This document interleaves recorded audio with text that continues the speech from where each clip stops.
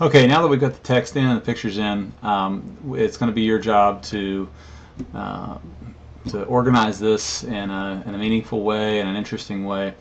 And so we want to remember proximity and alignment and repetition. So proximity, we want to make sure that our information is grouped intellectually as well as visually. We want to align things so nothing is just aligned with itself. So like our subheadings like design and plan should be aligned, maybe not necessarily aligned with the heading, but we need to be thinking about alignment and then also repetition. And we've already talked about color and also the style and size of the fonts. So now we can just use some of the tools we've already talked about. I'm going to make another layer here and drag it down here, and I'm going to kind of make this stand out a little bit. We haven't talked about contrast, but we will. So we've already learned how to make a box, and I'm going to choose that. I'm going to come back here and maybe find another color that may look nice to fill that with. And I'll choose a color, and I'll use my paint picker and come in here. It's purple. Get this lighter color, a little bit of an off brown. Alt backspace fills, and so now I can hit Control D as deselect, and I can move that up and around. Now we'll probably want to bring that text down. I'm going to kind of do this real fast. I don't want yours to look like mine, but we can also check some other fonts. Remember, I can click in the window right here, and I can kind of scroll through some fonts that might be interesting. I'm not going to spend very much time on that, but we'll do that. A little bit bigger.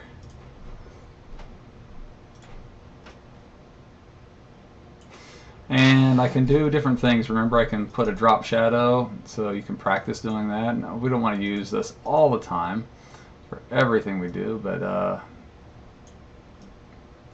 soften that a little bit so that kind of pops out a little bit. We can also use some of those same layer styles for this shape that we've made. This is that colored block behind it, and I could put maybe a stroke around it. And I can, again, with the stroke color, I can also come down here and choose a color that comes from the picture itself. So, oops, I wanted to come back to that stroke, maybe make it a little bit thicker. About there. Now, the neat thing is I can use that repetition. I can use that for my subheadings. And I could draw another box and try to pick those same colors, but I can also come down here and copy that layer. Now that's sitting on top of each other, so I'm going to go get the move tool, and I'll just drag it down here. I'm using the arrow keys right now. I could use just plain drag it. And now maybe I don't want that to be quite as prominent, so I hit Control T, which is transform, and maybe make that a little bit smaller. So now I'm getting that repetition, but I'm changing it around a little bit. Now I go to design and maybe make that a little bit bigger. Might make it that same font, or maybe it's changed color. So what I'm going to do is I'm going to move around and try to figure out how I'm going to make this look interesting. Obviously right now my picture is covering up my text, so I'm going to have to do something with that. My picture also can have some of these different attributes to it, like the stroke. But I want to show you one other thing here. I might be able to click on this and try to find the same color and try to find the same size, but in Photoshop Proper anyway, what I can do is I can right click on my little box here, and I'm going to go to copy layer style. So it's not going to copy the image, but it's going to do all the layer styles. So like if I had a drop shadow or a stroke, I have a stroke on this one right now.